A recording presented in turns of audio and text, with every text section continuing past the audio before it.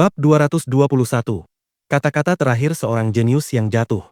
Qin Wentian menatap Chu Tianjiao dari atas. Berperingkat kedua dari 10 jenius Chu, bakat dan kekuatan Chu Tianjiao tidak perlu diragukan. Namun, perbedaan antara dirinya dan saudaranya, Chu Mang, yang berada di peringkat pertama dari 10 jenius, sebenarnya sangat jauh. Karena perebutan kekuasaan dan otoritas, Chu Tianjiao mengabaikan kultivasinya. Dan untuk Chu Mang, meskipun ia berpikiran sederhana, kakak laki-lakinya, Chu Wei, menyuruhnya untuk lebih giat dalam kultivasinya. Karena itu, ia tidak mempedulikan hal lain dan hanya berkultivasi dengan penuh semangat. Peristiwa tak terduga ini membuat kerumunan orang terkejut. Ketika mereka melihat Chu Tianjiao menggunakan kekuatan lentera Liuli, mereka mengira Qin Wentian sudah pasti tamat. Bahkan dengan mempertimbangkan bahwa Qin Wentian mampu mengalahkan Luo Qianqiu, tampaknya Chu Tianjiao masih meremehkannya. Mungkin, selama pertarungan dengan Luo Qianqiu, apa yang diungkapkan Qin Wentian hanyalah puncak gunung es. Qin Wentian yang dirasuki iblis sebelumnya terlalu menakutkan. Seberapa dalamkah kemampuan sejati Qin Wentian? Tidak hanya itu, orang banyak bahkan tidak bisa memastikan dari lapisan surgawi mana jiwa astralnya terkondensasi. Chu Tianjiao, kau ingin menyegelku di dalam, namun kau sendiri jatuh ke dalam perangkap yang kau buat sendiri. Dengan semua kecerdasanmu, pernahkah kau membayangkan hari ini akan tiba?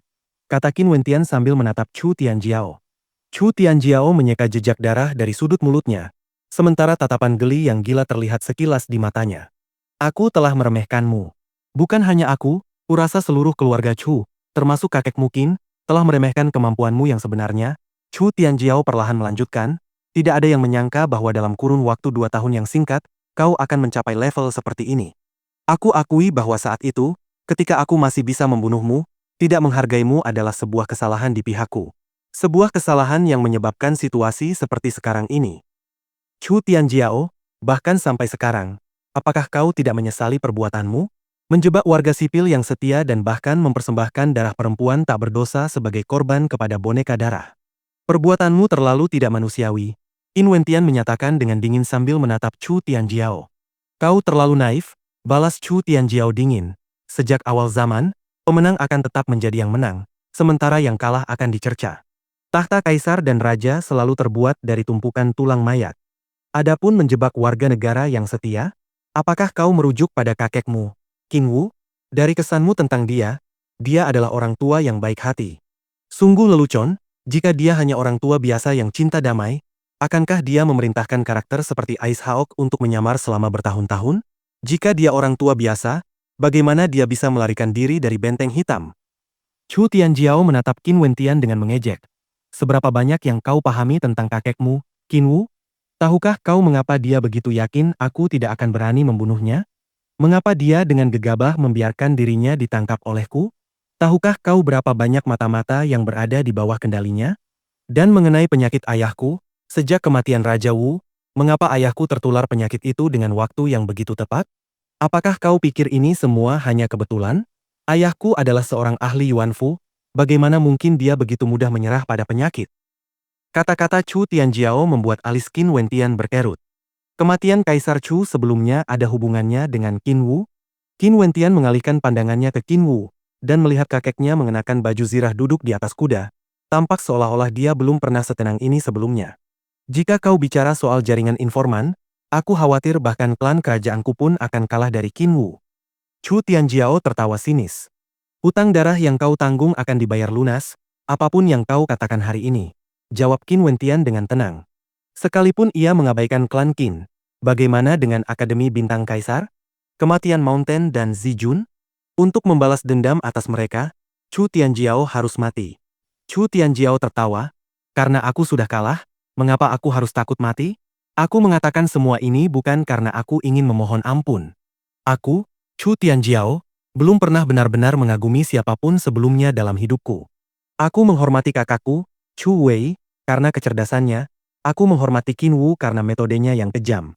Adapun Raja Wu, aku tidak memiliki kesempatan untuk menyaksikan kejayaannya sebelum dia meninggalkan dunia ini.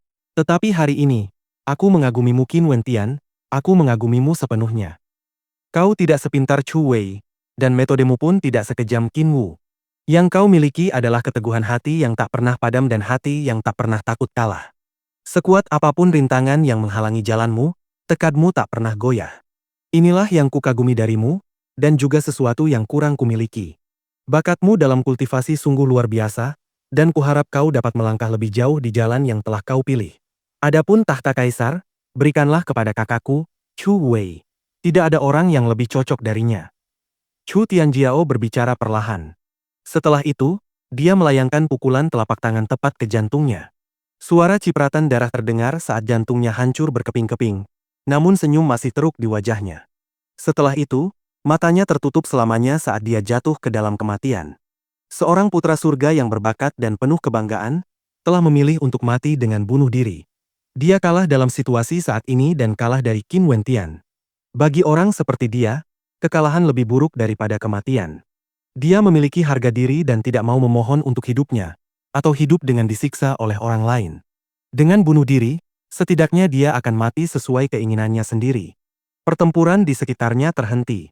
Banyak orang mengangkat kepala, menatap Chu Tianjiao, tanpa sadar merasakan kesedihan di hati mereka. Apakah dia salah atau benar? Namun, seperti yang telah dibuktikan oleh waktu, hanya para pemenang yang dapat menulis sejarah yang benar. Semuanya berakhir, Chu Tianjiao telah jatuh.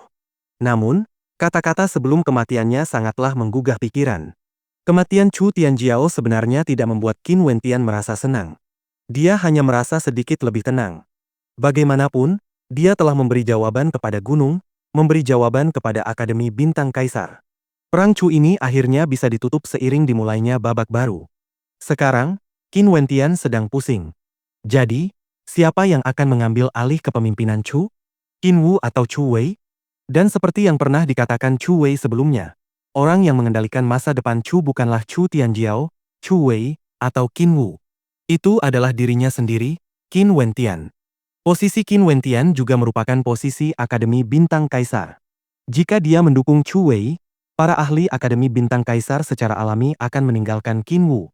Posisinya juga merupakan posisi klan aristokrat Ouyang dan Paviliun Awan Hijau. Kedua kekuatan transenden ini akan meredam setiap reaksi balik dari Istana Sembilan Mistik. Posisinya juga merupakan posisi King Er, posisi seorang penguasa biduk surgawi.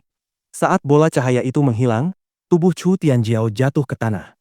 Chu Mang terbang ke atas sambil menangkap adik keduanya, sebelum membawa jenazah itu ke Chu Wei. Chu Wei memeluk tubuh saudaranya, sambil menutup mata dan menghela napas.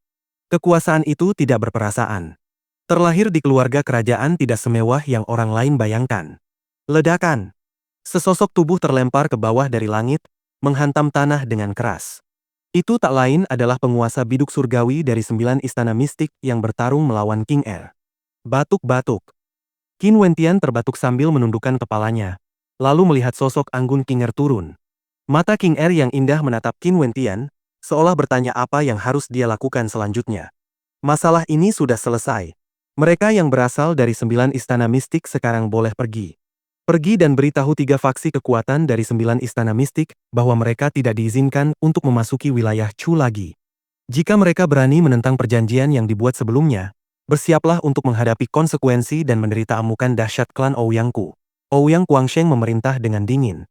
Dia memanfaatkan kesempatan untuk berbicara sebelum Qin Wentian. Dia tidak ingin Qin Wentian terlalu angkuh. Ouyang tahu bahwa dengan statusnya, tidak akan terjadi apapun padanya. Tetapi untuk Qin Wentian, yang ingin menjelajahi kekaisaran Xia Agung di masa depan, dan mengingat tingkat kekuatan Qin Wentian saat ini, tidak akan baik jika dia terlalu memaksakan diri di Istana Sembilan Mistik. Hanya ketika dia menjadi cukup kuat di masa depan, Qin Wentian boleh menyerbu Istana Sembilan Mistik untuk merebut kembali apa yang menjadi miliknya. Jika kekuatan transenden bertekad untuk berurusan dengan seseorang, kehidupan Qin Wentian di masa depan akan sangat sulit. Setidaknya, dengan berperan sebagai pengganggu yang arogan, dia akan mampu memberi Qin Wentian waktu untuk berkembang. Ini juga berlaku untuk Paviliun Awan Hijau. Mulai hari ini, kami akan mengakhiri semua bentuk hubungan dengan Istana Sembilan Mistik. Beritahu pemimpin kalian jika mereka ingin menerobos masuk ke Chu. Paviliun Awan Hijau saya akan menjadi yang pertama bertindak. Sikap Qian Mengyu sama dengan Ouyang Guangsheng, dan kata-katanya membuat orang-orang dari Istana Sembilan Mistik menjadi sangat marah. Penguasa bintang langit sebelumnya yang dikalahkan oleh King Er tidak mengatakan apapun. Dia hanya melambaikan tangannya saat membawa sisa-sisa dari mereka yang berasal dari 9 istana mistik pergi. Hari ini, 9 istana mistik benar-benar kalah di segala aspek. Mereka sudah tidak tega lagi untuk kembali ke Chu. Dengan perlindungan dari klan aristokrat Ouyang dan Paviliun Awan Hijau, para pemimpin Istana Sembilan Mistik tidak akan gegabah bertindak demi Luo Qianqiu yang telah meninggal. Namun, dengan kepribadian Luo Tianya, dia pasti akan bertindak melawan Qin Wentian, pembunuh putranya. Segera setelah kepergian 9 Istana Mistik, keempat boneka darah itu dipenggal kepalanya. Saat itu, situasi sudah sepenuhnya terkendali. Sekarang, satu-satunya pertanyaan adalah siapa yang seharusnya memiliki wewenang untuk memerintah? Serta masalah penyelesaian di masa depan atas keluhan dan dendam yang tercipta di sini hari ini. Wentian, panggil Qin Wu. Qin Wentian mengalihkan pandangannya ke Qin Wu, namun ia tidak lagi merasakan emosi yang sama seperti dulu. Melihat kakek angkatnya, perasaan masa lalu terhadap pria tua yang baik hati itu tidak lagi membangkitkan kenangan hangat di hatinya. Sebaliknya, ia merasa seolah sedang melihat orang asing. Semua berkatmu, klan Qin kita akhirnya terbalas dendam. Sekarang, hanya klan Ye yang tersisa, kita harus menghabisi mereka dengan cepat. Kenapa aku tidak memimpin dulu? Qin Wu tersenyum, wajahnya tenang. Namun, Qin Wentian menggelengkan kepalanya pelan. Kakek Qin, situasinya sudah cukup kacau. Sesuai kesepakatan, menurutku lebih baik jika kau menarik pasukanmu keluar ibu kota kerajaan. Kata-kata Qin Wentian membuat Qin Wu terkejut, dan ekspresi kebingungan serta keheranan muncul di wajah banyak orang. Apakah Qin Wentian memberi isyarat kepada Qin Wu bahwa ia harus menyerah dalam upayanya untuk merebut kekuasaan? Wentian, aku masih khawatir, lanjut Qin Wu. Aku, Qin Wu, tidak mendambakan kekuasaan atau kekayaan. Aku sudah sangat tua, aku tidak ingin keturunanku menderita seperti yang kualami lagi. Bagaimana kalau setelah aku menstabilkan Chu, ayahmu Qin Chuan yang naik tahta? Qin Wentian terdiam, sambil melirik ke arah Qin Chuan. Qin Chuan melirik ayahnya, Qin Wu, lalu ke arah Qin Wentian, dan tatapannya menunjukkan konflik batinnya dengan jelas. Kemudian dia menarik napas dalam-dalam, sambil tersenyum lembut. Wentian, aku akan menghormati keinginanmu, ambillah keputusan sesuai dengan apa yang hatimu katakan. Qin Wentian mengangguk, senyum cerah terpancar di wajahnya. Terima kasih, ayah. Bolehkah saya meminta untuk berbicara secara pribadi dengan Jenderal Qin Wu? Pada saat itu Chu Mang mengantar Chu Wei menuju Qin Wu. Chu Wei memberi isyarat undangan, menunjuk ke suatu tempat yang tidak jauh dari sana. Qin Wu mengerutkan kening, tetapi dia tetap mengikuti Chu Wei ke samping. Jenderal Qin Wu, semuanya seharusnya sudah selesai. Setelah saya menjadi kaisar, saya akan memberikan beberapa kota kepada klan Qin, serta menganugerahkan Anda gelar raja. Adapun mereka yang telah berpihak untuk mendukung Anda, saya bersumpah tidak akan membalas dendam. Saya hanya berharap mereka dapat membela Chu dari ancaman eksternal, kata Chu Wei. Qin Wu menatapnya, sebelum dengan tenang menjawab, bagaimana jika aku tidak setuju? Ada beberapa hal yang tidak ingin saya ungkapkan terlalu gamblang, jawab Chu Wei dengan tenang, saya juga tidak ingin memengaruhi hubungan antara Anda dan Qin Wentian. Di ibu kota kerajaan, berapa banyak orang yang mampu membunuh Xiao Lan? Gu Hi adalah salah satu dari sedikit orang yang mampu melakukannya. Gu Hi adalah pelindung saudara ketiga saya, Chu Tianjiao, dan pernah menjadi pengikut kaisar terdahulu, ayah saya. Namun ketika Xiao Lan meninggal, Gu Hi tidak berada di sisi saudara saya. Tidak hanya itu, aku juga tahu bahwa Gu Hi, sebelum dia mengganti namanya, adalah pengikut Raja Wu di masa kejayaannya. Chu Wei melanjutkan perlahan, tidak mengatakan sisanya, sementara kata-katanya menyebabkan pupil mata Qin Wu menyipit. Bab 222, Waktu bagaikan mimpi. Qin Wu tentu saja mengerti apa yang disiratkan oleh Chu Wei. Kemarahan dari 9 istana mistik telah turun ke klan kerajaan Chu dan Akademi Bintang Kaisar hanya karena kematian Xiao Lan, dan dengan demikian mengurangi kekuatan kedua pihak, menyingkirkan penguasa biduk surgawi dari kedua sisi. Satu-satunya yang paling diuntungkan, tidak diragukan lagi adalah Qin Wu. Jenderal Qin, tarik pasukanmu dari ibu kota kerajaan sesuai kesepakatan kita. Aku tidak ingin mengungkit dendam dan keluhan masa lalu. Biarkan saja kebencian generasi lalu lenyap seperti angin, kata Chu Wei dengan tenang. Qin Wu menatap Chu Wei dalam diam, kilatan maut terpancar di matanya. Jenderal Qin, Qin Wentian tidak sebodoh itu. Dia sudah menyimpulkan banyak hal, hanya saja dia tidak ingin terlalu banyak bicara. Jika Anda bersikeras mempertahankan pendirian Anda harus siap bahwa dia mungkin akan memutuskan hubungannya dengan klan Qin Anda. Membunuh saya di sini sekarang sama artinya dengan Anda mengakui bahwa saat itu, pria bertopeng yang menusuk jantung Qin Wentian dikirim ke sana atas perintah Anda. Tatapan Chu Wei menajam, menatap Qin Wu. Hari itu, Selama bentrokan antara klan kerajaan dan Akademi Bintang Kaisar, Qin Wentian hampir terbunuh. Karena upaya pembunuhan itu, hubungan antara klan kerajaan dan Akademi Bintang Kaisar menjadi seperti api dan es. Dan itu sudah mempertimbangkan fakta bahwa Qin Wentian tidak mati. Jika Qin Wentian mati saat itu, Akademi Bintang Kaisar pasti akan mengamuk dan menyerbu klan kerajaan, menyebabkan banyak korban jiwa hingga hampir musnah di kedua belah pihak. Qin Wu menatap balik Chu Wei dalam diam, wajahnya sedingin es. Setelah sekian lama, dia tersenyum dan berkata, "Baiklah, baiklah. Aku tidak pernah menganggap Chu Tianjiao sebagai lawanku, namun aku tidak menyangka bahwa meskipun semua rencana dan persiapanku, aku tetap kalah dari pangeran tua yang tidak mencolok yang tidak ingin ikut dalam perebutan kekuasaan. Chu Wei, kau telah menang." Setelah berbicara, Qin Wu berbalik dan pergi. Qin Wentian mengikuti Qin Wu, dan melihat bahwa percakapan pribadi antara Qin Wu dan Chu Wei telah berakhir.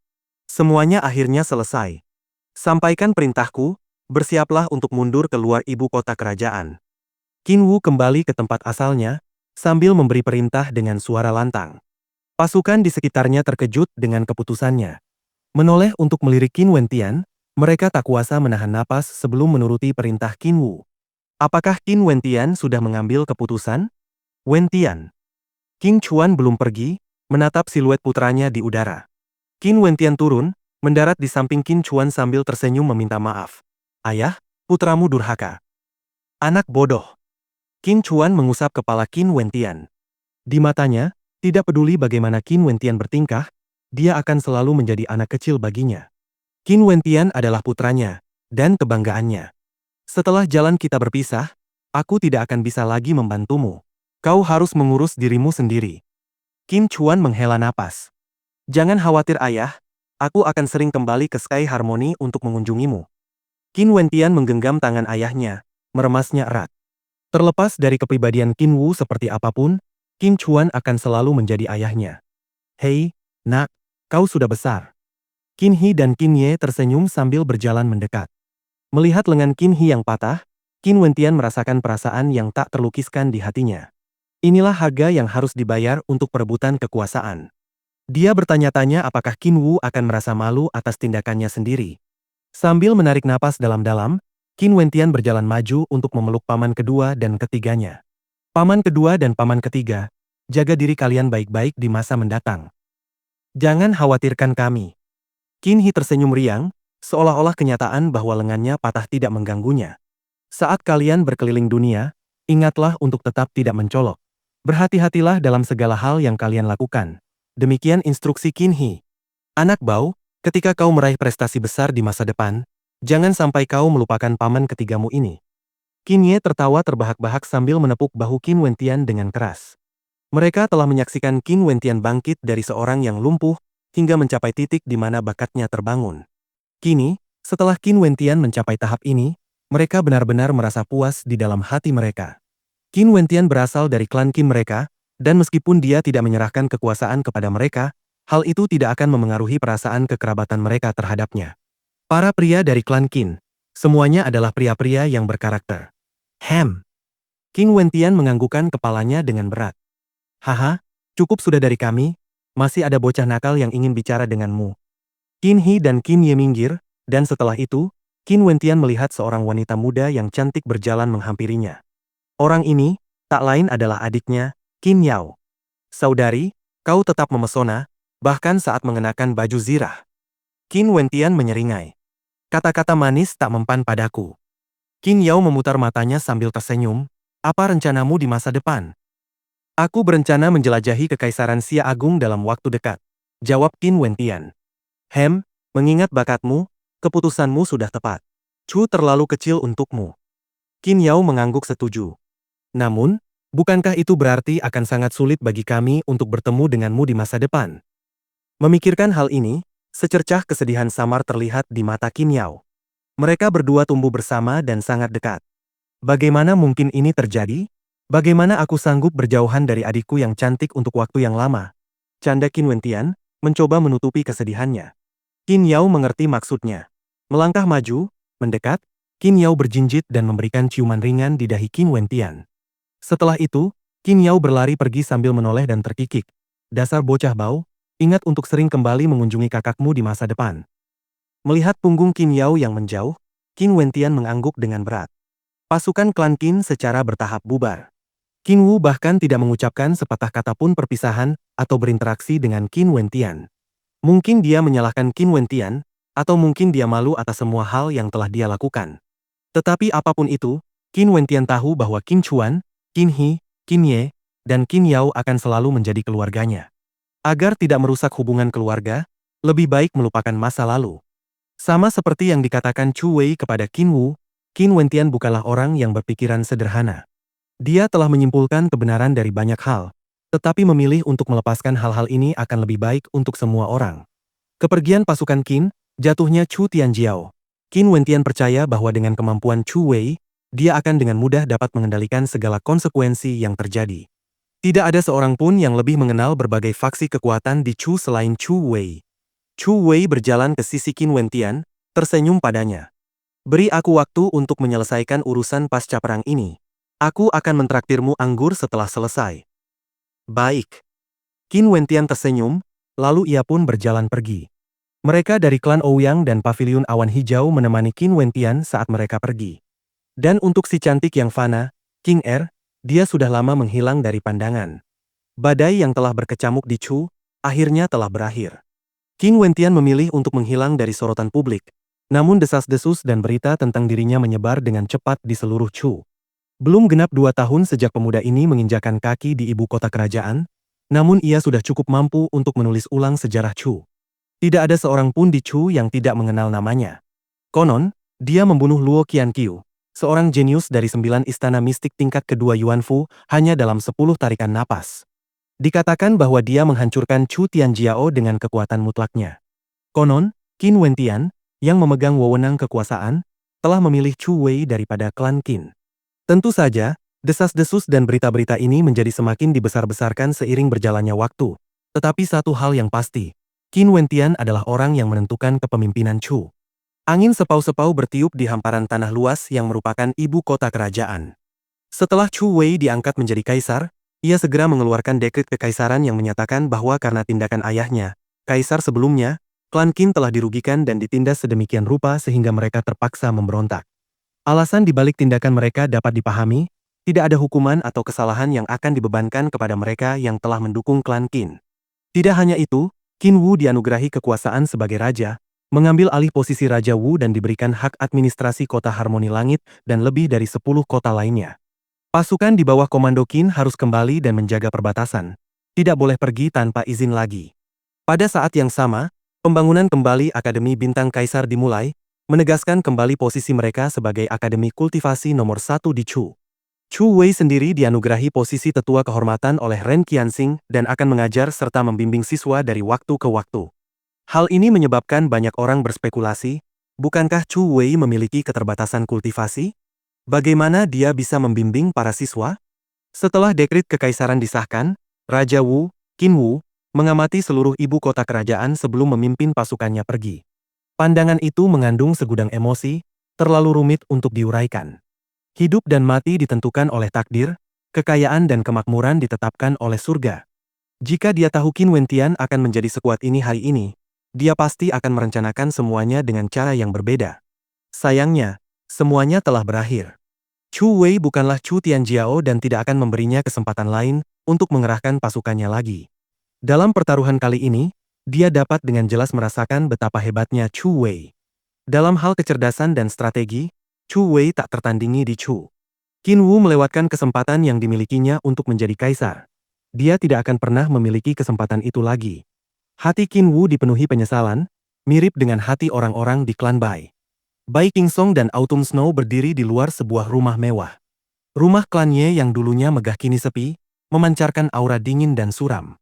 Klan Ye sudah tamat. Setelah Bai Qingsong menghancurkan kultivasinya, ia menua dengan sangat cepat. Dengan kepala yang dipenuhi uban, ia menatap tenang ke arah rumah besar klan Ye dengan perasaan yang tak terlukiskan di hatinya. Autumn Snow mengangguk setuju. Klan Ye sudah tamat. Dalam taruhan ini, klan Ye memilih untuk berpihak pada Chu Tianjiao. Pasukan mereka hancur total dalam perang dan setelah semuanya berakhir, Chu Wei merestrukturisasi otoritas dan kekuasaan di ibu kota kerajaan, menyebabkan klan Ye jatuh dari status bangsawan ke dalam kemiskinan. Mereka telah kehilangan segalanya. Urusan dunia tidak dapat diprediksi. Bai Qingsong meratap dalam-dalam. Siapa yang menyangka bahwa klan Ye yang termasyhur, yang dulunya hanya berada di bawah klan kerajaan, akan jatuh begitu cepat? Dan siapa yang menyangka bahwa klan Qin yang saat itu berada dalam bahaya besar, justru akan menjadi kekuatan yang mampu menyapu bersih semua yang ada di Chu? Lagi pula, siapa yang menyangka bahwa pemuda yang cacat dalam kultivasi saat itu, bahkan tidak membutuhkan waktu 2 tahun untuk menjadi seseorang yang dapat menentukan nasib Chu. Jika dia bisa meramalkan masa depan, bagaimana mungkin Bai Qingsong membuat pilihan seperti yang dia lakukan saat itu? Waktu, bagaikan mimpi. Bai Qingsong berbalik saat pergi. Wajahnya berubah keriput, punggungnya bungkuk karena usia. Menyaksikan betapa drastisnya penampilan ayahnya berubah menjadi seorang lelaki tua yang lemah, Autumn Snow menangis dalam diam, air mata mengalir di wajahnya. Bab 223. Tuan muda kedua yang tidak berguna.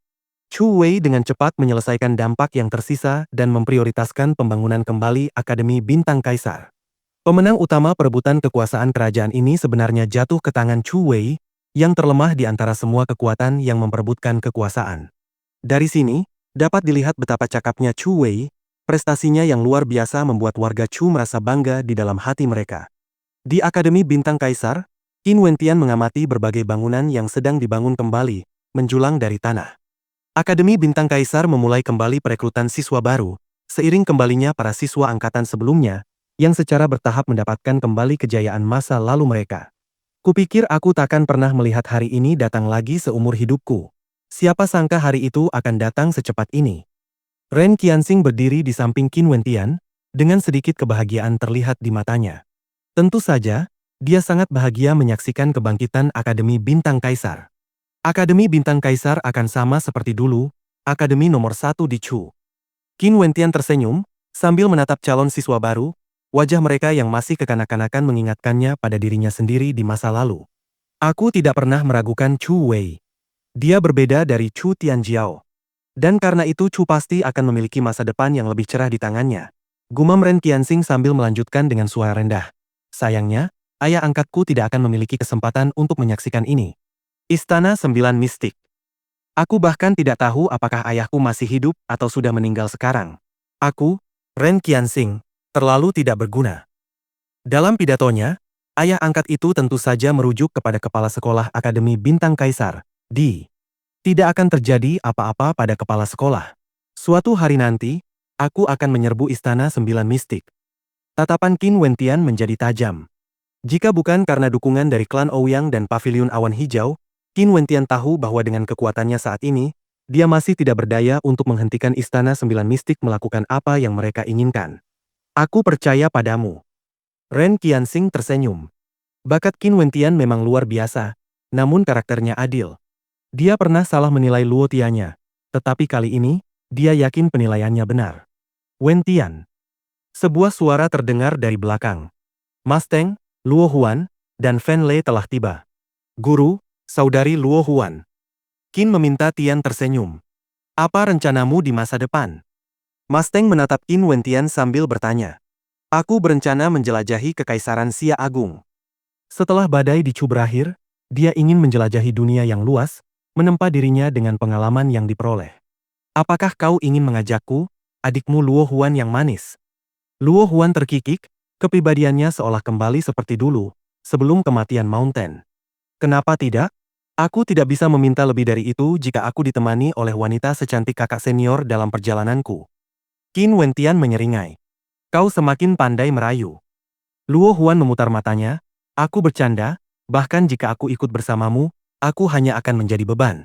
Aku berencana untuk tinggal di sini dulu, dan baru pergi setelah beberapa waktu. Baiklah. Bagaimana denganmu, si gendut? Qin Wentian menoleh ke Fen Lei. Aku. Fen Lei menyipitkan matanya dan berkata dengan agak sedih. Awalnya aku ingin berkeliling dunia bersamamu, tetapi jarak antara bakat kita terlalu jauh. Lupakan saja, kurasa aku akan tetap bersama kakak senior kita yang cantik. Qin Wentian menatap ekspresi, serius, di wajah Fen Lei sambil terdiam. Sekalipun dia ingin bergaul dengan gadis-gadis cantik, setidaknya dia bisa menemukan alasan yang lebih baik, kan? Apa kukatakan kau boleh menempel padaku? Luo Huan tertawa, membuat wajah datar Fen Lei berubah sedih. Lupakan saja, Aku hanya bisa menderita dan mengikutinya saja. Fan Lei melirik Qin Wentian sambil menghela napas tak berdaya. Dan Qin Wentian tidak tahu apakah harus tertawa atau menangis melihat tingkah laku si gendut. Sebenarnya, bakat Fan Lei tidak buruk sama sekali. Setelah peristiwa di mana Qin Wentian menyelamatkan Mustang dan Luo Huan dari penjara, dia menyadari bahwa Fan Lei telah mencapai tingkat Yuan Fu.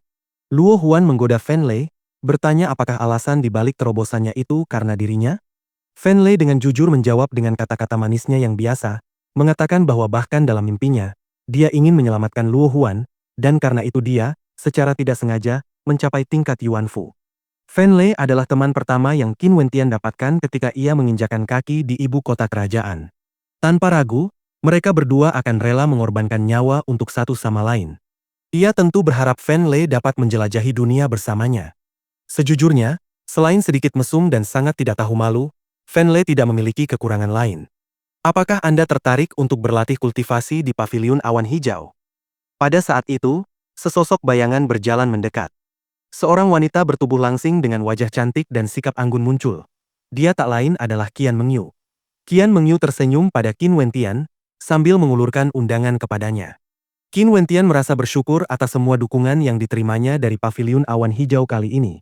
Dia sudah melupakan hal-hal tidak menyenangkan yang terjadi di tempat pemurnian. Namun, dia tidak ingin bergabung dengan kekuatan transenden secepat ini, dan karena itu, dia tidak mungkin menyetujui dan menerima undangan Qian Mengyu. Untuk saat ini, aku ingin berkelana sendirian, menjelajahi Kekaisaran Xia Agung, dan melihat dunia luar. Nanti aku akan memutuskan lagi kekuatan transenden mana yang ingin aku ikuti. Qin Wentian tersenyum. Haha, baiklah.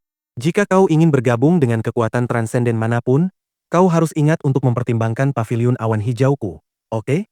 Lagi pula, akulah yang pertama kali mengundangmu. Qian Mengyu membalas dengan senyum. Tidak ada lagi sedikit pun nada superioritas dalam ucapan atau tindakannya. Dia sudah menganggap Qin Wentian sebagai seseorang yang memiliki status yang sama dengannya. Tentu saja aku akan melakukannya.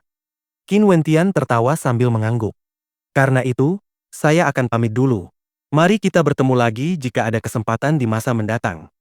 Qian Mengyu tersenyum lembut, sudah waktunya dia juga untuk pergi. Pasti akan ada kesempatan di masa depan. Saat itu jangan pura-pura tidak mengenalku, si kultivator pengembara tak dikenal. Canda Qin Wentian sambil tertawa. Qian Mengyu pergi, dan sambil menatap punggungnya, Fan Lei meratap, mengapa selalu kau yang begitu beruntung dengan wanita? Si gendut menggelengkan kepalanya dengan lesu, lalu meninggalkan tempat itu seolah-olah ia menderita dampak psikologis tertentu, membuat Qin Wentian terdiam. Beberapa waktu setelah kepergian orang-orang dari Paviliun Awan Hijau, Ouyang Guangsheng juga mengucapkan selamat tinggal. Lagi pula, alasan dia datang ke Chu adalah untuk mencari Qin Wentian, dan sekarang masalah di hutan kegelapan akan segera berakhir, sudah saatnya dia pergi. Namun, ia percaya bahwa ia pasti ditakdirkan untuk bertemu dengan Qin Wentian di masa depan. Klan Mo. Mo Qingcheng selalu memantau berita dari ibu kota kerajaan, dan baru setelah mengetahui kesimpulannya hatinya menjadi tenang. Ia merasa sangat bahagia di dalam hatinya, bahagia untuk Qin Wentian. Ia mendengar bahwa Qin Wentian dengan mudah mengalahkan Luo Qianqiu, yang berada di tingkat Yuan Fu kedua, dan juga dengan kejam menekan Chu Tianjiao dengan cara yang luar biasa. Kehebatan bertarung yang mengesankan tersebut membuat Mo Qingcheng dipenuhi dengan harapan akan masa depan Qin Wentian. Saat Mo Qingcheng disibukkan oleh kekhawatirannya sendiri dalam memantau situasi Chu, Pak Tua Mo khawatir tentang kapan dia akan pergi untuk bergabung dengan Aula Kaisar Pil. Adapun masalah yang menyangkut Chu, dia sama sekali tidak tertarik. Dia telah melihat terlalu banyak hal saat berkelana di dunia. Bagaimana mungkin dia menaruh perhatian pada masalah negara kecil Chu? Lalu bagaimana jika Qin Wentian menang dalam segala hal? Lalu bagaimana jika bakatnya di atas rata-rata? Pada akhirnya, dia mencapai apa yang telah dia capai karena usaha orang lain. Apa yang bisa dia capai sendiri? Mo Tua duduk mengerutkan kening di paviliun, merasa sangat sedih di hatinya. Sebelumnya, Bai Fei datang dan mengatakan kepadanya bahwa jika Mo Qingcheng terus menunda keputusannya, dan menolak untuk kembali bersama mereka, dia pasti akan melaporkan hal ini kepada gurunya. Pak Mo, Anda tidak perlu terlalu khawatir. Saya rasa Qingcheng sedang menunggu Qin Wentian meninggalkan Chu sebelum ia tega pergi. Mengapa tidak memberinya beberapa hari lagi saja? Hua Xiaoyun duduk berhadapan dengan Pak Mo, tersenyum padanya. Gadis ini sungguh keterlaluan. Pak Tua Mo merasa semakin marah setelah mendengar ucapan Hua Xiaoyun. Kenapa sih dia begitu terobsesi dengan Qin Wentian? Yah, King Cheng masih muda, dan dia belum benar-benar memiliki kesempatan untuk berinteraksi dengan banyak orang. Aku yakin pemikirannya akan berubah setelah masa tugasnya di Kekaisaran Xia Agung. Hibur Hua Xiaoyun. Mungkin. Pak Tua mau menghela napas. Xiaoyun, kau sebaiknya lebih banyak berinteraksi dengan King Cheng. Meskipun kepribadiannya agak keras kepala, karakternya benar-benar baik. Kau seharusnya tidak terlalu memikirkan apa yang terjadi sebelumnya. Tidak masalah, kenapa aku harus repot-repot memikirkan hal sekecil itu?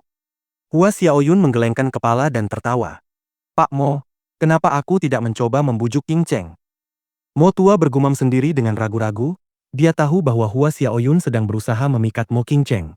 Dia juga berharap keduanya akan berakhir bersama, tetapi cucunya tampaknya tidak menyukai Hua Xiaoyun. Baik, kau seharusnya lebih banyak berbicara dengannya. Old Mo mengangguk setuju. Kalau begitu, aku pergi dulu. Hua Xiaoyun mengucapkan selamat tinggal sambil berbalik dan berjalan menuju halaman Mo King Cheng. Cahaya dingin berkedip di matanya, tak terlihat. Dia menerima kabar dari kakak laki-lakinya bahwa masalah di hutan kegelapan akan segera berakhir. Ini berarti Putri Kaisar Pil, Luo He, akan segera memimpin murid-muridnya pergi. Mo King Cheng juga akan pergi pada saat itu, yang berarti sekarang adalah kesempatan terbaik baginya untuk bertindak. Sikap Mo King Cheng terhadapnya selalu dingin seperti es, dan dia bahkan berani membentaknya. Dasar perempuan sialan, jika bukan karena dia, bagaimana nasibnya sekarang? Sungguh menggelikan. Bertingkah laku sombong di depannya? Yah, dia ingin melihat bagaimana dia bisa terus bertingkah seperti ini nanti. Halaman rumah Mo King Cheng didesain dengan elegan dan terletak di area yang tenang di dalam kediaman Mo. Saat melihat Hua Xiaoyun mendekat, dia bertanya dengan dingin, apa yang kau lakukan di sini? Melihat sikap dingin Mo King Cheng, senyum Hua Xiaoyun semakin lebar. Nona Mo, apapun yang terjadi, saya tetap orang yang merekomendasikan Anda untuk bergabung dengan Aula Kaisar Pil. Dan sebagai tamu terhormat klan Mo Anda, bahkan jika Anda tidak menyukai saya, apakah perlu memperlakukan saya seperti ini? Hua Xiaoyun perlahan mendekat, menyebabkan Mo King Cheng mengerutkan kening. Tiba-tiba, siluet Hua Xiaoyun berkedip saat ia muncul di hadapan Mo King Cheng. Asap berwarna abu-abu muncul entah dari mana, mengejutkan Mo King Cheng yang tanpa sadar menghirup asap tersebut. Wajahnya langsung berubah dingin saat ia berseru, apa yang kau coba lakukan? Saat suaranya memudar, ekspresinya berubah. Ia merasa seluruh tubuhnya mati rasa, dan kekuatannya pun sirna. Bahkan untuk berdiri tegak pun terasa sulit. Wajahnya memucat. Menatap Hua Xiaoyun dengan tatapan dingin yang ekstrim, dia bertanya lagi, apa yang kau coba lakukan? Mo King Cheng menyadari bahwa suaranya semakin lemah. Sangat samar hingga ia hampir tidak bisa mendengar suaranya sendiri. Hehe. Raut wajah Hua Xiaoyun berubah sangat menyeramkan, saat dia menatap Mo King Cheng dengan penuh nafsu. Kau sangat tampan, menurutmu apa yang ingin kulakukan? Kau berani. Suara Mo King Cheng semakin lemah saat dia mundur. Setiap langkahnya membutuhkan usaha yang sangat besar. Apakah aku tidak berani? Mengapa aku tidak berani? Status apa yang kumiliki, Hua Xiaoyun? Bahkan jika aku menjadikanmu milikku, demi menjaga reputasimu, bagaimana mungkin klan Momu berani keberatan? Hahaha, bahkan jika mereka keberatan, apa yang bisa mereka lakukan padaku? Dan untuk Aula Kaisar Pil, lalu bagaimana jika mereka marah? Mereka tidak akan berani membunuhku. Aku tidak akan kehilangan apapun. Sebaliknya, aku akan mendapatkan kesucianmu yang manis. Hua Xiaoyun menyeringai jahat. Karena kau suka bersikap suci dan berbudi luhur, aku ingin melihat seberapa bagus aktingmu nanti saat kau berada di bawahku. Mungkin setelah semuanya selesai, kau akan berubah menjadi pelacur, melayaniku, tuan muda ini, tanpa ragu. Ekspresi wajah Hua Xiaoyun sangat menyedihkan. Dia telah sepenuhnya menanggalkan topeng, gentleman-nya, memperlihatkan jati dirinya yang sebenarnya. Kau sangat cantik, sayang, bagaimana mungkin hatiku tidak tergerak? Cek-cek.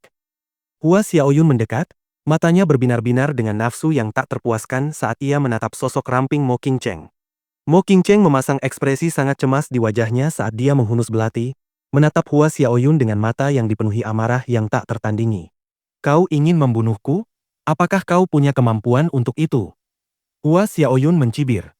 Ayah, ibu, Wentian, aku minta maaf.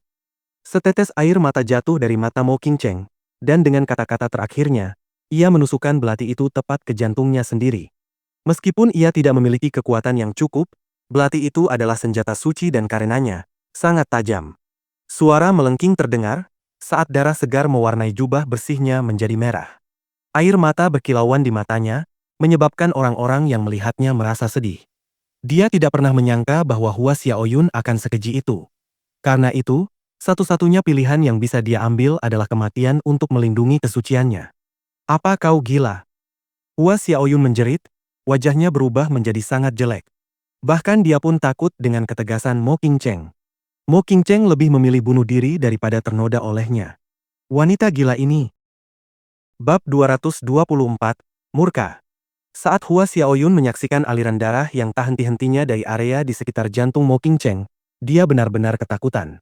Akhir ini jauh lebih buruk dibandingkan semua akhir lain yang pernah dia bayangkan sebelumnya. Dia tidak hanya gagal mendapatkan jasad Mo Qingcheng, tetapi dia juga menjadi pembunuhnya. Jika memang demikian, meskipun klan Mo tidak akan berani melakukan apapun padanya, Istana Kaisar Pil pasti akan mengingat hal ini. Terutama Putri Kaisar Pil, Luo He, karena dia adalah seseorang yang sangat menghargai murid-muridnya. Jika dia tahu bahwa Mo Qingcheng meninggal karena ulahnya, tidak ada yang bisa memperkirakan apa yang akan dia lakukan di bawah amarahnya yang meluap. Berhenti. Jangan tusukkan belati itu lebih dalam lagi. Aku akan menyerah, aku akan menyerah. Teriak Hua Xiaoyun ketakutan. Tubuh Mo Qingcheng perlahan ambruk ke lantai, ia tak memiliki kekuatan lagi. Namun matanya tetap terbuka lebar, menatap Hua Xiaoyun. Apa yang terjadi? Beberapa orang lainnya mendengar keributan itu dan berlari mendekat. Melihat Mo Qingcheng tergeletak di lantai yang berlumuran darah, wajah mereka pucat pasi. Sesuatu terjadi pada nona kecil. Sebuah suara terdengar panik, seperti alarm yang mengguncang guntur dan menggema di seluruh kediaman Mo. Sesaat kemudian, beberapa sosok bergegas mendekat. Saat Mo Tianlin melihat apa yang terjadi pada putrinya, wajahnya langsung pucat pasi. Qingcheng. Mo Tianlin bergegas maju, menggendong putrinya. Melihat ayahnya, barulah senyum tipis muncul di wajah Mo Qingcheng. Bibirnya sedikit bergetar, seolah ingin mengatakan sesuatu, tetapi tidak ada kata yang keluar. Siapa yang melakukan ini? Mata Mo Tianlin berkedip dengan cahaya dingin dan menakutkan, menatap ke arah Hua Xiaoyun. Apa yang sedang terjadi? Bai Fei dan para murid dari Aula Kaisar Pil baru saja tiba. Ini bukan perbuatanku.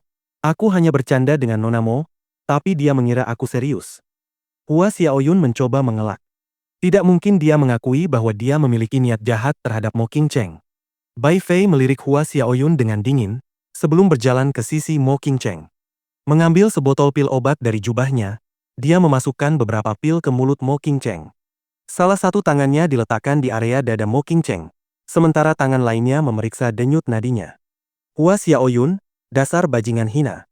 Bai Fei menatap Hua Xiaoyun dengan marah, seolah-olah dia tahu apa yang telah dilakukan Hua Xiaoyun. Kau bercanda dengannya? Mengapa kau perlu menggunakan bubuk penghilang energi padanya jika itu hanya lelucon? Kau lebih buruk daripada binatang buas.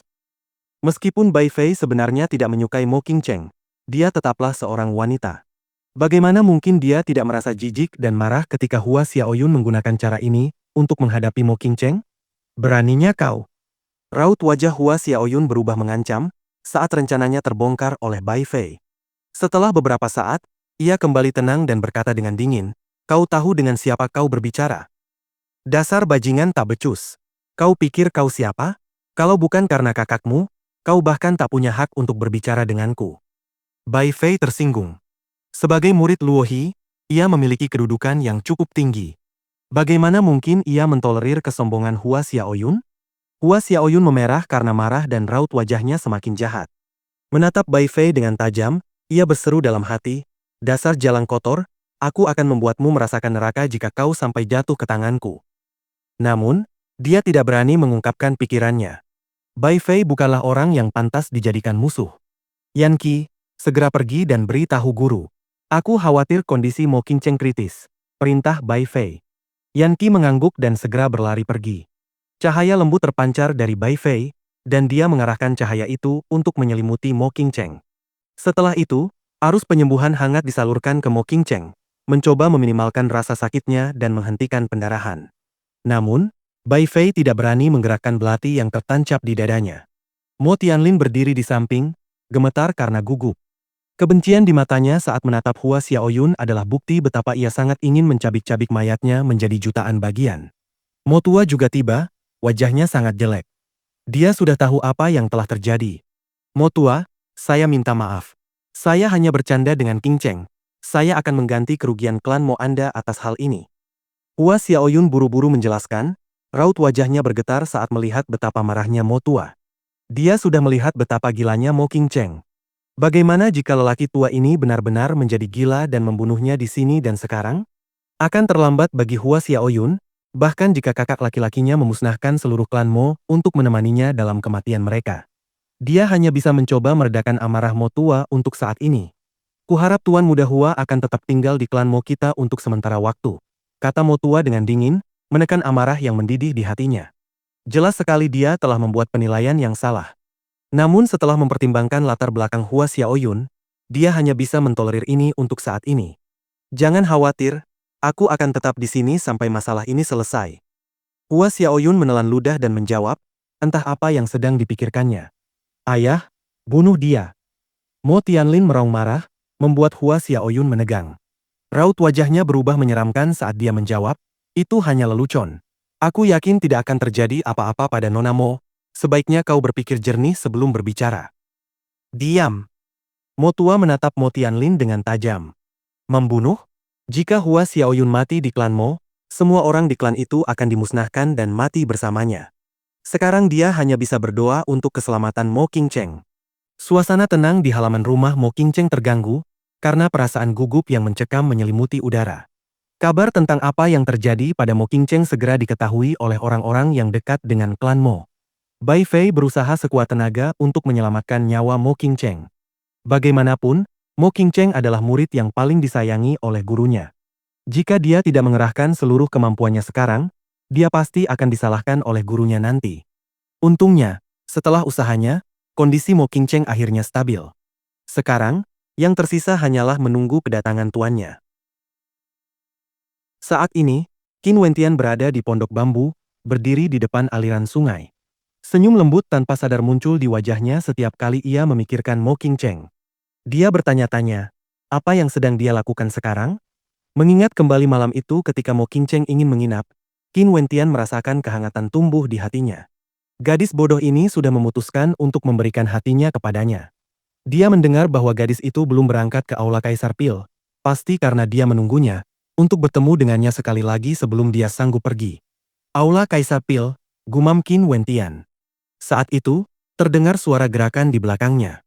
Berbalik, ekspresi bingung muncul di wajahnya saat ia menyadari bahwa itu adalah Nolan. Mengapa dia ada di sini mencarinya? Tidak hanya itu, wajahnya juga sangat muram, seolah-olah sesuatu yang mengerikan baru saja terjadi. Qin Wentian, sesuatu terjadi pada King Cheng. Seru Nolan, membuat Qin Wentian merasa seperti ada batu yang jatuh di dalam hatinya. Dia segera berlari ke sana. Apa yang terjadi pada King Cheng? Qin Wentian bertanya dengan tergesa-gesa. Si buas itu, Hua Xiaoyun, kudengar dia punya niat jahat pada King Cheng. Gadis bodoh itu mencoba bunuh diri setelah itu dan sampai sekarang masih tak sadarkan diri. Aku mencoba menemuinya, tetapi klan Mo saat ini melarang semua orang luar memasuki kediaman Mo. Mata Nolan berkaca-kaca, hubungannya dengan Mo King Cheng sedekat saudara kandung. Namun sekarang dia tidak tahu apakah King Cheng akan hidup atau mati. Tentu saja, dia akan merasa sedih. Dengung. Pikiran Qin Wentian terguncang oleh dampak kata-kata Nolan. Raut wajahnya menjadi sangat menakutkan. Aura dingin yang luar biasa terpancar darinya, menyebabkan Nolan begitu ketakutan sehingga ia tanpa sadar mundur tanpa ragu. King Cheng. Pikiran Qin Wentian berkecamuk. Ia melayang tinggi menembus langit saat sepasang sayap Garuda Iblis muncul di punggungnya. Ki iblis yang terpancar dari tubuhnya begitu pekat sehingga Nolan bahkan tidak bisa bernapas. Dengan kecepatan badai yang mengamuk, Qin Wentian berubah menjadi seberkas cahaya hitam saat ia melesat ke kejauhan. Hua Xiaoyun. Sebuah suara yang dipenuhi amarah dan niat membunuh yang mengerikan terdengar menggema di udara. Tak ada kata-kata yang cukup untuk menggambarkan amarah sedingin es yang dirasakan Qin Wentian saat ini, bersamaan dengan rasa takut dan khawatirnya. Perasaan ini mirip dengan saat itu, ketika Mo King Cheng menahan pukulan untuknya. Dia belum pernah merasa setakut ini sebelumnya. Kecepatan Qin Wentian mencapai tingkat yang belum pernah terjadi sebelumnya saat ia melesat seperti kilat menuju klan Mo. Setiap saat yang berlalu terasa seperti siksaan baginya, setiap detik terasa selama keabadian. Akhirnya, ia melihat kediaman Mo di kejauhan. Tidak jauh dari Qin Wentian, Ada juga seseorang yang terbang di atasnya. Namun, kecepatan orang itu bahkan lebih cepat dibandingkan dengan Qin Wentian yang sedang mengamuk. Matanya dipenuhi kedalaman tak terbatas saat dia melirik orang itu. Seolah-olah hanya dengan satu tatapan, dia mampu mengungkap semua rahasia Qin Wentian. Ia memiliki pembawaan yang elegan, memancarkan aura bangsawan dan kehadiran yang menakutkan. Ia diselimuti cahaya terang saat berubah menjadi seberkas cahaya, melesat langsung ke kediaman Mo. Para penjaga di luar tidak menghalanginya karena kecepatannya begitu cepat sehingga tidak ada yang bisa melihat bayangannya pun. Saat para penjaga klan Mo melihat Qin Wentian turun dari langit, beberapa dari mereka terbang ke udara untuk menghentikannya. Orang luar dilarang masuk. Pergi. Bahkan sebelum mereka menyelesaikan kalimat mereka, energi astral iblis di tubuh Qin Wentian melonjak dan meledak, mewujudkan diri menjadi pedang iblis yang tak terhitung jumlahnya yang menebas ke arah para penjaga. Para penjaga itu langsung menghindar ke samping, tetapi dalam sepersekian detik kelengahan mereka, Qin Wentian menghilang dari pandangan dan telah memasuki kediaman Mo. Qin Wentian segera menemukan halaman rumah Qing Cheng. Terbang ke sana, tubuhnya tanpa sadar gemetar saat melihat jubah putih Qing Cheng berlumuran darah merah. Melihat wajahnya yang pucat, ia merasa seolah-olah tak terhitung banyaknya pisau yang menusuk jantungnya. "Jangan ganggu tuanku," Bai Fei menyatakan dengan dingin. Baru sekarang Qin Wentian menyadari bahwa wanita yang dilihatnya tadi berencana memberikan perawatan medis kepada Mo Qing Cheng. "Bai Fei, kita masuk." Cahaya lembut menyelimuti tubuh Mo Qing Cheng saat wanita tadi menggendongnya, memasuki kamar Mo Qing Cheng bersama Bai Fei dan murid-murid Aula Pil Kaisar lainnya. Qin Wentian tidak berani masuk, karena takut menimbulkan keributan. Dia hanya bisa berdoa agar Mo Qing Cheng baik-baik saja. "Apa yang kau lakukan di sini?" Old Mo mengerutkan kening ketika melihat kemunculan Qin Wentian yang tiba-tiba. Namun, Qin Wentian tidak menjawab. Sebaliknya, pandangannya beralih ke Hua Xiaoyun, yang berdiri di belakang Old Mo. Niat membunuh yang sangat tinggi muncul saat kedinginan di matanya semakin intens. Qin Wentian bergerak, melangkah maju dengan langkah terukur menuju Hua Xiaoyun. Kerutan di dahi Mo tua semakin dalam saat ia bergerak untuk menghalangi jalan Qin Wentian. Qin Wentian menatap Old Mo, jarinya gemetar karena tak percaya saat ia menunjuk ke arah Hua Xiaoyun. "Binatang buas ini menyebabkan Qing Cheng berada dalam keadaan seperti ini. Kau tidak membunuhnya, tetapi malah memilih untuk menghalangiku. Apa hubungannya urusan klan Moku denganmu?" Mo tua mendengus. "Perilaku Qin Wentian terlalu kurang ajar. Bagus sekali ucapanmu. Memang, apa hubungannya urusan klan Mo denganku? Aku tidak peduli. Tapi sekarang, Qing Cheng yang terluka." Nada dingin dalam suara Qin Wentian semakin menguat. Melangkah maju lagi, dia menggeram. "Bajingan tua, minggir dari jalanku." Bab 225, Penguatan. Old Mo langsung terdiam kaku ketika mendengar kata-kata Qin Wentian. Status apa yang dia miliki? Dia adalah kepala klan Mo, kakek Mo Qing Cheng, kultivator terkuat di Chu di bawah penguasa Biduk Langit. Qin Wentian, seorang pemuda dengan bakat biasa-biasa saja, berani berbicara seperti ini kepadanya? "Apa yang baru saja kau katakan?" Wajah Mo tua sangat tidak sedap dipandang. Suasana hatinya sudah buruk setelah apa yang terjadi pada Qing Cheng, dan sekarang dengan kelancangan yang ditunjukkan Qin Wentian padanya, bagaimana dia bisa menoleransinya? Tanpa disadari, tekanan mengerikan terpancar dari dirinya. "Jika kau tak berani membunuhnya, aku yang akan melakukannya. Minggir dari jalanku." Qin Wentian masih menatap dingin ke arah Mo tua. Ia tentu mengerti bahwa hanya ada satu alasan mengapa Mo tua tidak berani membunuh Hua Xiaoyun. Pak tua Mo takut dengan latar belakang Hua Xiaoyun. Bahkan ketika dia tahu Hua Xiaoyun adalah orang yang membawa Mo Qing Cheng ke keadaan seperti ini, dia tetap tidak berani membunuhnya. Sambil menyipitkan matanya, hasrat membunuh terlihat jelas di tatapan Old Mo. Ia akan merasa lebih bersalah jika anggota klan Mo yang menghadapinya. Tetapi karena itu Qin Wentian, ia tidak merasa khawatir. Qin Wentian sedang mencari kematian. Qin Wentian terus berjalan maju, dan nada suaranya yang sinis terasa seperti tamparan yang menghujani wajah Pak Tua Mo. Bagaimana mungkin Pak Tua Mo mentolerir kelancangan Qin Wentian? Dasar orang bodoh. Old Mo melayangkan serangan telapak tangan ke arah Qin Wentian. Namun pada saat itu juga, angin kencang berhembus disertai niat yang sangat tajam, menyebabkan hati Old Mo gemetar ketakutan. Pada saat itu, ia merasa seolah berada dalam bahaya maut. Setelah hembusan angin berlalu, siluet Anggun muncul di hadapannya seolah-olah dia selalu berada di sana. Wanita muda itu berdiri di sana dengan santai, Kehadirannya saja sudah membuat Old Mo merasakan sensasi merinding. Dia merasa seolah-olah akan dicabik-cabik menjadi daging cincang selama wanita muda di depannya menginginkannya. Telapak tangannya membeku di tengah gerakan, sementara matanya membulat seperti piring. Wanita muda berkerudung ini berada di alam biduk surgawi. Dia adalah seorang penguasa biduk surgawi. Mengapa ada tokoh sekuat itu di sisi Qin Wentian? Kau benar-benar tidak pantas menjadi kakek King Cheng. Jika dia sembuh, biarlah. Tapi jika terjadi sesuatu padanya, aku sendiri yang akan mengirimmu ke neraka untuk menemaninya. Qin Wentian menatap lurus ke mata Mo Tua, ketegasan tekadnya begitu terasa sehingga Mo Tua tanpa sadar gemetar. Ia sebenarnya diancam dengan cara ini oleh seseorang dari generasi yang lebih muda. Melirik Raja Biduk di sisi Qin Wentian, banyak tanda tanya muncul di benaknya. Jika Old Mo menunjukkan sedikit kepedulian terhadap urusan Chu, dia pasti sudah mengetahui tentang King Er. Sayangnya, bagaimana mungkin negara Chu yang sekecil itu menjadi sasarannya? Di matanya, Chu hanyalah setitik debu. Bagaimana mungkin dia sangat menghargai Qin Wentian, yang disebut-sebut sebagai jenius, yang berasal dari Chu? Qin Wentian melewati Old Mo, niat membunuhnya tertuju pada Hua Xiaoyun. Mata Hua Xiaoyun berkilat saat ia melirik King Er. Jika King Er bergerak, ia bahkan tidak akan punya kesempatan untuk melawan. Tapi ia tidak terlalu mengkhawatirkan Qin Wentian. Ia hanya terkejut karena tidak menyangka akan ada seseorang di Chu yang mendapat perlindungan dari penguasa bintang biduk surgawi. Saya Hua Xiaoyun dari klan Hua di benua bulan, boleh saya bertanya siapa Anda? Hua Xiaoyun menatap King Er. Sebagai seorang penguasa biduk langit, selain usia dan kecantikannya, ia menyimpulkan bahwa King Er kemungkinan besar juga berasal dari Kekaisaran Xia Agung. Alis King Er sedikit berkerut. Ia melirik Hua Xiaoyun dengan dingin sebelum dengan sengaja memalingkan muka. Tindakannya membuat Hua Xiaoyun menegang.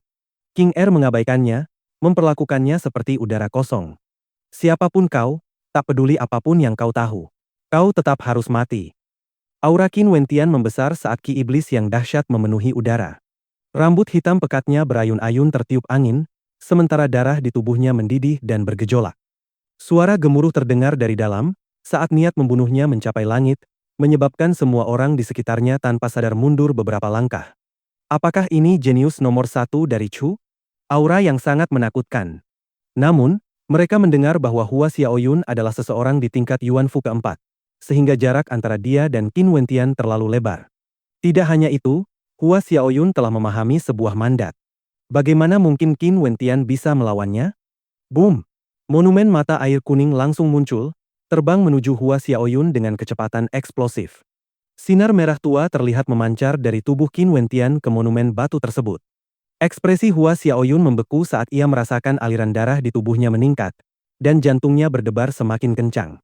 Bunuh! Qin Wentian meraung. Dengung. Angin kencang yang mengerikan berhembus, Qin Wentian berubah menjadi bayangan buram saat ia melesat ke arah Hua Xiaoyun. Perasaan kekerasan yang tak terbatas mengubah perilakunya sedemikian rupa sehingga penampilannya saat ini menyerupai dewa perang iblis kuno, dengan tombak kuno muncul di tangannya. Aura Hua Xiaoyun juga memancar keluar. Dengan lambaian lengan bajunya, sebuah lingkaran cahaya emas yang gemerlap muncul di depannya. Dengan menyalurkan energinya ke arah lingkaran cahaya tersebut, pedang-pedang tajam berwarna emas yang tak terhitung jumlahnya terbang dengan liar ke arah Qin Wentian, dengan maksud untuk mencabik-cabiknya di tempat ia berdiri. Pedang-pedang emas yang menakutkan itu semuanya diresapi dengan kemampuan menembus yang mengerikan. Pada saat yang sama, kehendak sebuah mandat menghantam Qin Wentian, menyebabkannya merasa seolah-olah tubuhnya akan segera ditembus oleh pedang-pedang emas ini. Tombak kuno di tangannya bergerak lincah seperti tarian rumit, menciptakan lengkungan cahaya astral yang indah yang melenyapkan pedang emas yang bersentuhan dengannya. Bersamaan dengan itu, saat ia bertahan dari serangan ini, Qin Wentian memerintahkan monumen mata air kuning untuk menghantam Hua Xiaoyun. Suara gemuruh terdengar saat Hua Xiaoyun mengerang kesakitan. Resonansi yang disebabkan oleh ki darah dari monumen mata air kuning terlalu dahsyat. Saat Hua Xiaoyun mundur, sebuah senjata ilahi pelindung berbentuk batu penggiling muncul di depannya. Ekspresinya dingin seperti batu, sambil menunjuk ke udara. Cahaya keemasan yang dipancarkan dari batu penggiling kemudian menyelimuti cahaya merah tua dari monumen batu tersebut. Suara siulan terdengar dari monumen mata air kuning, saat cahaya merah menyala yang dipancarkannya semakin kuat. Dengan raungan amarah, Qin Wentian menyalurkan lebih banyak kekuatan garis keturunannya ke monumen itu, hingga indranya menyatu dengan monumen batu tersebut. Pada saat ini, dia dapat merasakan kekuatan yang sangat menakutkan bersemayam di monumen mata air kuning. Tetapi sayangnya, dia masih belum mampu mengendalikannya sepenuhnya. Aku ingin kau mati. Qin Wentian menatap Hua Xiaoyun seolah sedang menatap orang mati. Melangkah maju, tanah bergetar karena kekuatan langkahnya. Tombaknya bergerak dengan kecepatan ekstrim, sementara pada saat yang sama, tekanan berat dari monumen batu itu menekan Hua Xiaoyun. Teror terpancar di matanya saat dia dengan paksa melawan tekanan itu. Mengarahkan seberkas cahaya keemasan untuk menyingkirkan tombak kuno itu, dia akhirnya memuntahkan seteguk darah saat raut wajahnya berubah. Tanpa ragu-ragu, Hua Xiaoyun segera mundur, memperlebar jarak antara dirinya dan Qin Wentian. Sekalipun penguasa biduk surgawi tidak bertindak, Qin Wentian yang marah sudah cukup untuk mengambil nyawanya. Hal ini membuat Hua Xiaoyun merasa seolah-olah sedang bermimpi. Bagaimanapun juga, dia tetaplah seseorang di tingkat keempat Yuan Fu. Pasti ini akibat penindasan yang disebabkan oleh monumen batu itu. Jika bukan karena itu, aku pasti sudah membunuhnya dengan mudah. Gumam Hua Xiaoyun, seluruh kejadian ini terlalu aneh. Aku tidak bisa tinggal di Chu lebih lama lagi. Hua Xiaoyun merasa sangat sedih. Siapa sangka Chu begitu berbahaya? Sungguh memalukan. Niat membunuh yang luar biasa menekan di belakangnya dan dia merasa dirinya diselimuti oleh niat sedingin es. Hua Xiaoyun menegang saat dia menoleh. Energi iblis yang tak terbatas memenuhi udara, saat sepasang sayap binatang iblis tumbuh di punggung Qin Wentian. Mata hitamnya yang dingin seperti jurang, memberitahu Hua Xiaoyun bahwa dia akan segera menjadi orang mati. Qin Wentian tidak akan menyerah sampai dia mati. Dasar bodoh yang gegabah. Kemarahan Hua Xiaoyun meledak. Dengan mengerahkan energi astral dalam Yuan Fu-nya hingga batas maksimal, kecepatan Hua Xiaoyun meningkat secara eksplosif saat ia melesat menuju arah hutan kegelapan. Suus! Angin kencang berhembus, disertai aura jahat yang mengerikan. Hua Xiaoyun meringis, merasa seolah tubuhnya akan meledak. Ia menoleh ke belakang dan melihat monumen mata air kuning, entah bagaimana juga menumbuhkan sepasang sayap yang mirip dengan milik Qin Wentian, memberinya peningkatan kecepatan yang luar biasa saat membuntutinya dari dekat. Sambil menghentikan langkahnya, raut wajahnya menjadi sangat menyeramkan, dan sebuah pedang emas yang memancarkan ketajaman yang menakutkan muncul di tangannya. Patah!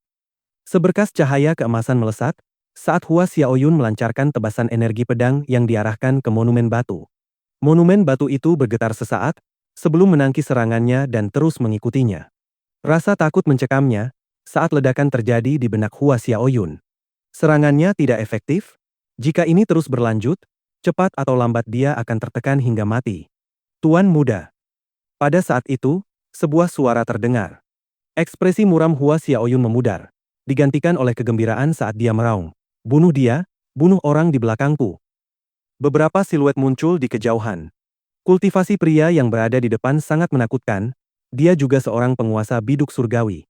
Ada sekitar 5 orang lainnya di belakangnya. Semuanya adalah pelayan dengan basis kultivasi di tingkat ketiga Yuan Fu atau di bawahnya. Biasanya, para kultivator Yuan Fu ini akan melakukan pekerjaan-pekerjaan kecil untuknya, sementara dia akan memberi mereka 1 atau 2 petunjuk setiap kali dia sedang senggang. Di Kekaisaran Xia Agung, hal-hal seperti ini sangatlah biasa. Akan selalu ada orang yang bersedia mengikuti penguasa bintang langit, bahkan mereka yang berasal dari kekuatan transenden. Mereka tidak memiliki bakat yang luar biasa. Dan hampir mustahil bagi mereka untuk mencapai puncak di kekuatan transenden, oleh karena itu, mereka lebih memilih untuk mengabdi di bawah seorang penguasa bintang langit untuk menerima bimbingan dalam perjalanan mereka. Siapa tahu, mereka mungkin memiliki kesempatan di masa depan untuk menjadi salah satunya juga. Sekalipun para pelayan ini berada di tingkat Yuan Fu ketiga dan di bawahnya, di Chu, mereka tetap dianggap sebagai ahli. Inilah perbedaan antara Chu dan Kekaisaran Xia Agung. Penguasa biduk surgawi ini berada di sini karena masalah di hutan kegelapan telah selesai. Ia diperintahkan untuk pergi ke klan Mo untuk menjemput Hua Xiaoyun kembali. Ia tidak pernah menyangka bahwa di tempat sekecil Chu akan ada seseorang yang ingin membunuh tuan muda kedua klan Hua. Mungkin, pepatah, orang bodoh tidak takut, merujuk pada hal ini. Meskipun Hua Xiaoyun di klan Hua tidak bisa dianggap luar biasa, bagaimanapun juga dia berasal dari garis keturunan langsung. Tidak hanya itu, bakat kakak laki-lakinya sangat cemerlang sehingga tidak ada yang pernah berani menindasnya, baik di dalam klan maupun di luar klan. Mungkin karena alasan inilah, dia perlahan-lahan dikenal sebagai tuan muda kedua yang tidak berguna di belakangnya. Penguasa biduk surgawi melirik Qin Wentian dengan dingin sebelum mengulurkan tangannya, berniat untuk menangkapnya. Arus energi yang mengerikan meraung, melesat menuju Qin Wentian. Namun, pada saat yang sama, sebuah bunga lotus muncul di hadapan Qin Wentian, dan siluet King Er tiba-tiba terlihat, begitu indahnya seolah-olah ia melampaui keindahan yang fana. Kau ingin membunuhku? Aku ingin kau mati. Teriak Hua Xiaoyun kepada Qin Wentian ketika melihat para pengikutnya tiba. Raut wajahnya semakin penuh kebencian. Qin Wentian mengalihkan pandangannya ke King Er. King Er tetap acuh tak acuh seperti sebelumnya. Ia melirik kembali ke Qin Wentian sambil berkata dengan suara jernih dan merdu. Orang tua ini bukan masalah bagiku, aku bisa menyelesaikannya. Senyum tersungging di wajah Qin Wentian saat ia melirik sikap King Er yang dingin. Namun, ketika ia mengalihkan pandangannya ke Hua Xiaoyun, keinginan kuatnya untuk membunuh kembali muncul. Bersambung.